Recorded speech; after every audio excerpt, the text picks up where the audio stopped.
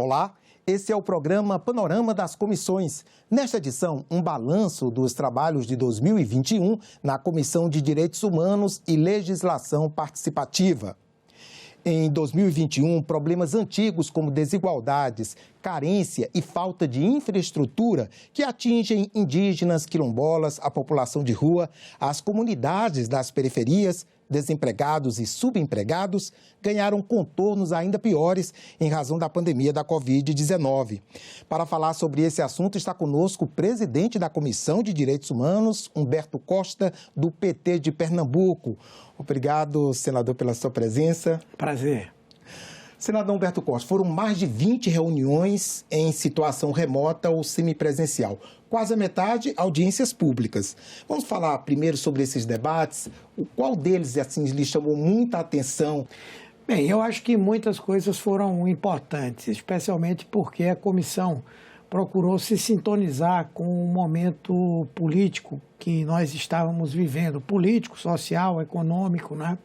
E especialmente do ponto de vista da preservação da liberdade e da democracia no nosso país.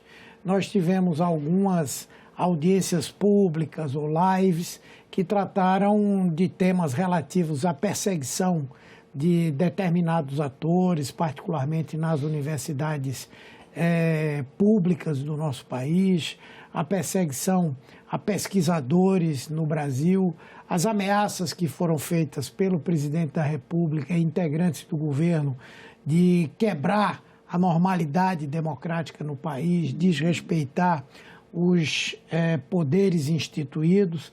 E nós consideramos que não havia direito humano mais importante a preservar naqueles momentos que não o da liberdade individual, da garantia dos direitos de cada cidadão. Eu acho que esse momento foi um momento muito importante. Assim também como os debates que nós fizemos relativamente à pandemia. Debates que aconteceram paralelamente à própria existência da CPI da Covid-19. E eu creio que eles foram muito enriquecedores no sentido de levar esclarecimento à população e informação de qualidade. Eu recordo de uma audiência pública, senador, de representantes indígenas, participaram com outras pessoas também, falando da situação do povo Yanomami, né? Que são 350 aldeias com 28 mil indígenas e se queixando de falta de apoio do Estado, de profissionais de saúde, de mediadores, porque há muitos conflitos, né? E também um aumento nas operações do garimpo. Parte disso foi também, a comissão conseguiu levar isso às autoridades? Sim, nós fizemos discussões sobre esse tema. Temos marcado, inclusive, uma nova audiência pública para tratar desse tema dos Yanomamis e nos manifestamos claramente contra o que ali está acontecendo. Inclusive fazendo um alerta ao governo de que a cada dia que se passa vai ficando mais caracterizado, né, que no Brasil há de fato uma ação com conteúdo genocida dirigido às comunidades tradicionais e muito particularmente às comunidades indígenas. Veja que no caso da CPI, nós, quando fizemos o relatório, não chegamos a enquadrar o presidente e seu governo na condição de genocidas. Por quê? Porque estávamos tratando única e exclusivamente do enfrentamento ao tema da pandemia. Mas quando nós reunimos o tema da pandemia, a maneira como o governo tratou, juntamente com todo esse processo de estímulo que o governo faz, a invasão das terras indígenas, a não demarcação de novas terras, ao mesmo tempo a entrada do garimpo, que é profundamente nociva, inclusive para a proteção das florestas, né? Vai se caracterizando cada vez mais um direcionamento de uma ação nociva contra um determinado segmento da sociedade, o que é por si só a caracterização do genocídio. Então, esse tema nós vamos continuar mantendo ele bastante aceso. Essas recentes informações que chegam sobre o agravamento da situação entre os Yanomamis exige de nós que nós realmente continuemos a tratar desse tema de uma forma muito direta e contundente. Outra comunidade também vulnerável que veio trazer suas queixas nos debates da comissão foi dos quilombolas, né? Inclusive com assassinato de lideranças, o desmonte dessa estrutura de direitos humanos, como o senhor falou no começo, né? Foi também uma questão grave, não, senador? Sim, muito grave. Muito grave, inclusive, se nós tratarmos do tema englobando no debate sobre o racismo, né? Na verdade, durante a pandemia, independentemente da pandemia, no dia a dia da população brasileira, as comunidades negras, a população negra continua a ser vítima de um processo de discriminação e violência intensos, né? E as comunidades quilombolas, elas se viram por várias vezes ameaçadas, não é? Nos direitos que foram conquistados. Nós, inclusive, acompanhamos o debate ocorrido no Supremo Tribunal Federal, que procurava, a partir de demanda de proprietários de terra, tentar fazer valer a ideia de que as decisões tomadas em governos anteriores e que se basearam em decretos não teriam validade legal para a consideração daquelas áreas de quilombos preservadas, né? Então, nós também fizemos esse debate, discutimos aspectos importantes como a discriminação religiosa, em particular no que diz respeito aos cultos afro-brasileiros, né? E entendemos que essa tem que ser permanentemente uma das ações da Comissão de Direitos Humanos. Senador, com relação ao direito das mulheres, do segmento LGBTQI+, e também de idosos, o que o senhor destacaria dos debates na comissão? Bem, nós tivemos mais de uma audiência pública tratando do tema da violência contra as mulheres, mas também de direitos reprodutivos. Essa pandemia deixou claro, não é, a situação de opressão em que vivem milhões de mulheres brasileiras, particularmente expostas à violência, em especial dos próprios companheiros, daqueles que convivem com elas. Tivemos um aumento do número de feminicídios nesse período, né? Foram poucas as medidas tomadas por parte do governo para que isso não acontecesse, e nós colocamos na pauta da Comissão de Direitos Humanos esse tema. E, da mesma forma, nós debatemos a questão das comunidades LGBTQIA+, que continuam a ser, no Brasil, objeto de profunda discriminação e violência. Mesmo quando esses segmentos conquistam direitos importantes, por exemplo, foram muitos os vereadores e as vereadoras trans que conseguiram vencer eleições agora em 2020, e, ao mesmo tempo, a violência contra essas pessoas já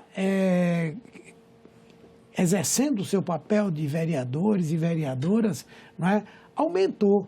Chegou ao ponto de, em alguns casos, como em Niterói, uma vereadora trans ter que sair do país por conta das ameaças que vinha sofrendo por estar exercendo o seu mandato. Houve casos em Curitiba, houve casos em Belo Horizonte também, e nós abrimos a Comissão de Direitos Humanos exatamente para tratar desse tema, desse debate, e também para trazer ao Senado a necessidade de nós avançarmos em legislações que garantam os direitos individuais e coletivos dessas comunidades. Esse tipo de crime que o senhor falou aí, ele tem um duplo caráter, né, senador? Porque, além de ser contra a pessoa, contra a sua identidade, contra a sua imagem, é também um crime político, porque a pessoa é representante, né, de eleitores, né? Com toda certeza, ele se torna duplamente grave, não é? Porque aquelas pessoas que estão sofrendo essa perseguição, elas representam outras pessoas. Na verdade, não é apenas o parlamentar ou a parlamentar que está sofrendo um processo de discriminação, mas aqueles que com toda certeza, conduziram essas pessoas ao parlamento muito baseado na temática de defesa desses direitos, né? Então, eu concordo que é uma dupla agressão. E nós pretendemos dar continuidade a essa discussão. Há outras ações que estão sendo feitas na sociedade, seja do ponto de vista dos meios de comunicação, que têm se aberto a fazer essa discussão, né? Mas também dos próprios movimentos sociais organizados e da própria atuação do Poder Judiciário, que tem cumprido de uma forma muito adequada o seu papel de garantir o direito das minorias.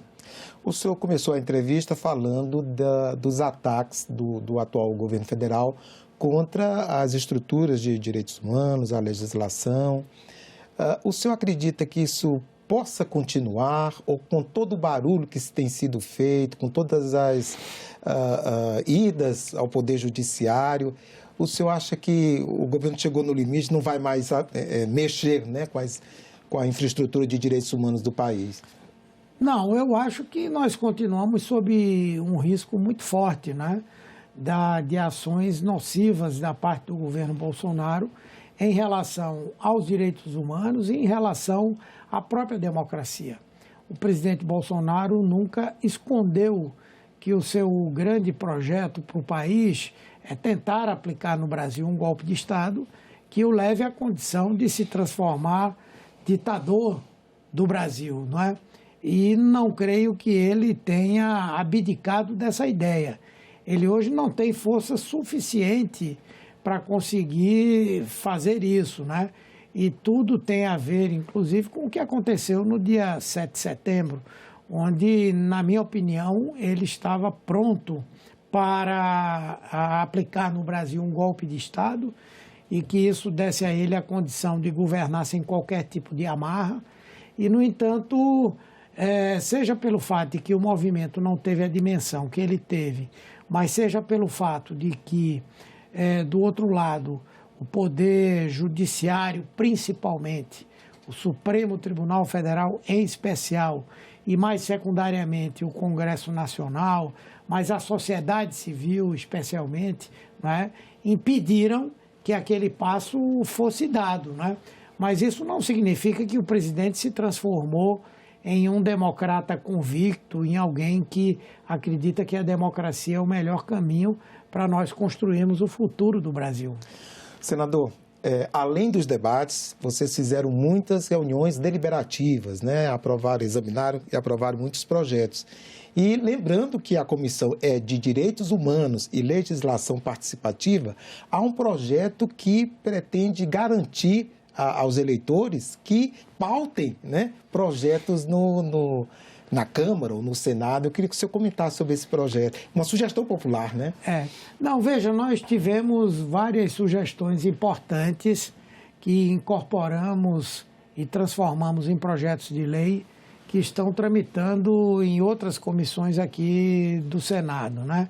Lógico que nós recebemos vários tipos de sugestões, e mesmo que essas sugestões não tenham a possibilidade de se transformarem em projetos de imediato, o que elas apresentam como conteúdo, nós sempre veiculamos na comissão, discutimos, debatemos, né?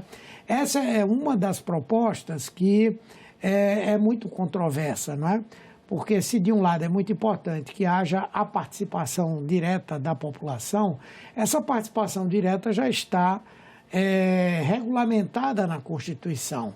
Quando diz, por exemplo, que nós temos consultas como o plebiscito, consultas como o referendo, que podemos receber sugestões de emendas constitucionais e de projetos de leis que tenham recolhido assinaturas em número suficiente para serem levados em consideração, mas, obviamente, também o parlamento não pode abrir mão daquilo que é sua prerrogativa.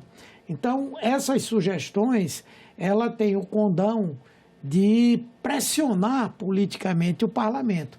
E não é à toa que muitas delas são aproveitadas e transformadas em em projetos de leis que estão tramitando nas comissões.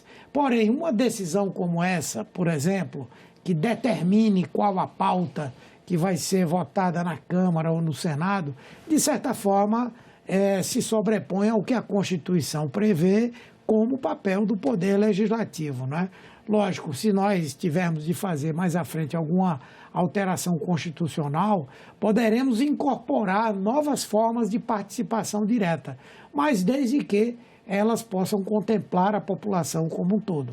Eu só queria que o senhor comentasse um pouquinho mais sobre ela, porque ela está tramitando como proposta de emenda à Constituição. E ela prevê o mínimo de 500 mil apoios, sendo 50 mil de cada uma das regiões do país, né, para distribuir mais. O senhor acha que isso pode ter um risco de muita interferência nessa prerrogativa dos líderes partidários, dos presidentes das casas? Não, eu acho que se ela vem como uma sugestão, uma pressão, eu acho que é perfeitamente aceitável e é bom. Vamos lembrar aqui que algumas das propostas que foram aprovadas pelo Parlamento brasileiro nos últimos anos, elas foram objeto de mobilizações sociais, não é? Quem não lembra, por exemplo, do debate sobre a chamada PEC 33, que na verdade era o oposto, era uma proposição do Congresso que as ruas terminaram ali por volta de 2013, 2014, estabelecendo uma pressão que fez com que o Congresso voltasse atrás.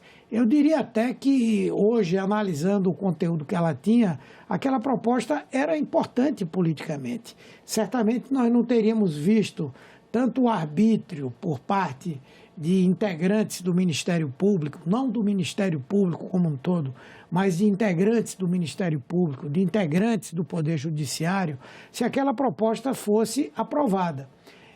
E eu acho que essa é uma demonstração de que o Congresso ele tem que levar em consideração, logicamente, a voz das ruas, não é? Mas tem que levar em consideração o que é a Constituição Federal Brasileira, o que é que na legislação nós já conseguimos depreender do que há de positivo, do que há de negativo. Então, eu continuo sempre achando isso uma coisa importante, mas considerando que sempre deve estar sob o domínio daquilo que a Constituição diz. Ok. Senador, 2 projetos também votados na Comissão de Direitos Humanos trata da língua brasileira de sinais, Libras. Um que obriga escolas a ofertar a alunos surdos em todos os níveis e modalidades na educação básica, ofertar a disciplina. E outro que prevê exames nacionais para certificação de proficiência em Libras. Qual a importância desses projetos, senador? Eles são, digamos, muito importantes no sentido de nós termos uma educação integrada, né? Lamentavelmente, nesse governo, nós tivemos a volta de demandas na área educacional por educação especial, ou seja, aquelas crianças ou adolescentes especiais, pessoas que têm deficiência, ao longo dos últimos anos, elas foram integradas ao ensino, à educação, sem qualquer discriminação, não é? Então, é a escola que tem que se adaptar àquele aluno especial, tem que criar as condições para que ele possa plenamente ter o seu aprendizado e não nós estabelecermos um processo de segregação dessas pessoas. Alguns acham que essa é a melhor maneira. Dentro desse governo, há quem defenda a política de escolas especiais para pessoas com deficiência. E uma proposição como essa, ela é integradora. Por quê? Porque se as escolas são obrigadas a oferecer a todos, aos alunos, né, a linguagem de Libras, significa que os alunos que são surdo-mudos poderão se integrar àquela escola e conviver adequadamente com aquelas outras pessoas que não têm aquela deficiência. Por outro lado, você ter uma espécie de certificação em termos de qualificação das pessoas que são aquelas que trabalham com linguagem de Libras, nós vamos ter um processo de aprimoramento disso, pessoas mais capacitadas, uma maior abertura no mercado de trabalho, inclusive para quem deseja promover essa integração, porque não é só na escola, não é? Hoje em dia, em tudo, não é? Às vezes até na reunião de uma agremiação social, as pessoas contratam gente que trabalha com a linguagem de Libras, é a certeza de que nós vamos ter um trabalho cada vez mais qualificado por parte dessas pessoas. Senador, outro projeto que foi votado na Comissão de Direitos Humanos está em linha com a valorização da população idosa no nosso país, que só tem crescido, né? Esse projeto garante a idosos com mais de 70 anos, que não tenham um curso superior completo, que ingressem nas instituições federais de ensino superior sem a necessidade de vestibular. Eu lhe pergunto, o senhor acredita que vai ser uma grande demanda? As instituições têm condições de atender a essa demanda?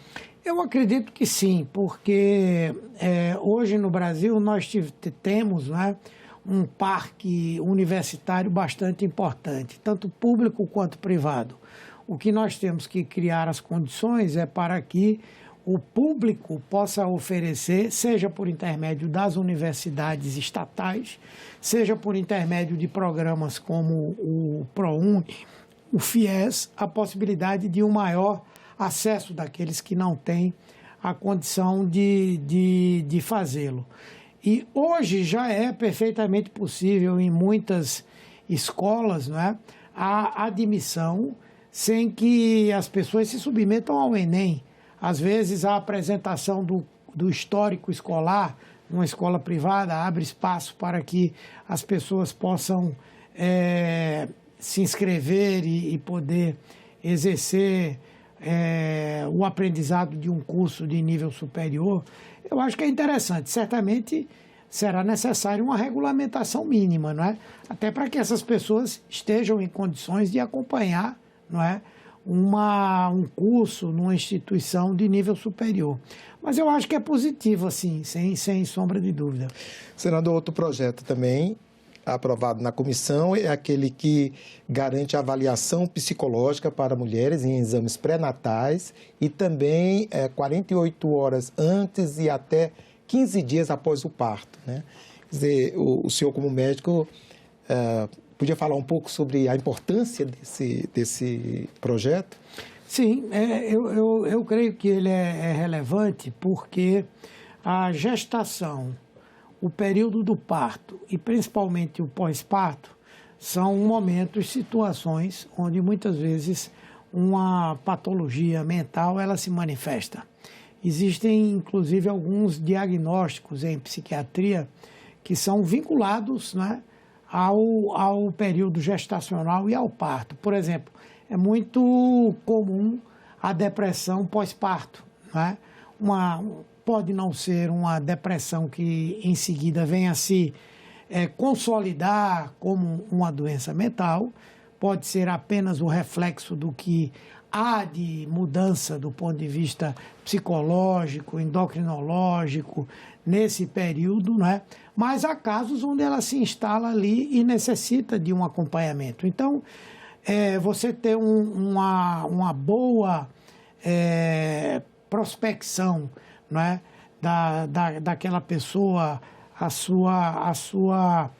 os seus antecedentes familiares, os seus antecedentes pessoais, se há história de doença mental na família, se houve alguma alteração durante o período da gestação, enfim, pode ser um fator importante, não só para uma prevenção de uma doença mental, mas também para uma intervenção mais imediata para impedir que esse quadro se agrave. Muito bem. Senador, nosso tempinho está curto. Eu queria lhe perguntar duas coisas mais. Um projeto que isenta de IPI, né, a venda de peças de bicicleta e também alíquotas de PIS/PASEP, CONFINS, na importação de bicicletas, peças e acessórios. E queria também perguntar já sobre a sua expectativa para o ano de 2022 na Comissão de Direitos Humanos. Sim, veja, nós temos que transformar em condição de acesso àquilo que nós consideramos que é relevante, não é?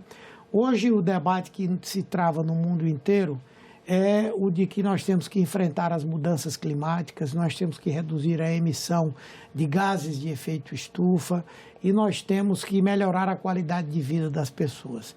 Nada melhor para combinar todas essas coisas do que estimular transportes alternativos ou transportes cujo combustível seja renovável, né? A bicicleta é, sem dúvida, um instrumento importante para o uso das pessoas, não somente para o lazer, mas para o próprio transporte para o trabalho. Ali a pessoa se exercita, diminui o custo das suas horas de trabalho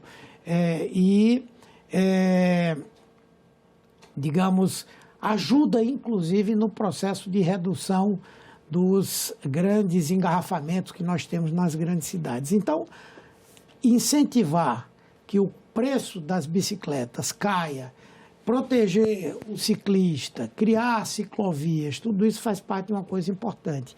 E esse projeto aí, nós transformamos essa sugestão em projeto, ele está começando a tramitar e eu acho que ele será muito relevante. O desejo da comissão é tirá-la do âmbito meramente do Congresso Nacional. Nossa pretensão é fazer muitas visitas aos estados, diligências, acompanhar denúncias que vêm sendo feitas e vêm se reproduzindo.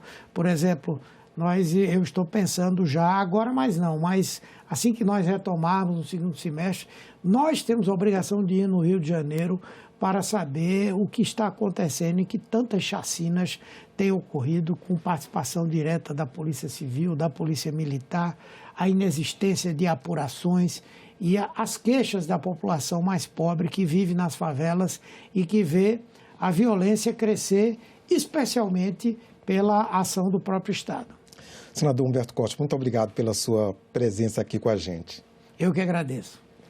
Chegamos ao fim do nosso programa. Nós conversamos com o senador Humberto Costa sobre os trabalhos da Comissão de Direitos Humanos em 2021. Para rever este programa, acesse nossa página na internet senado.leg.br/tv ou vá ao nosso canal no YouTube. A você, nosso obrigado pela audiência e até a próxima.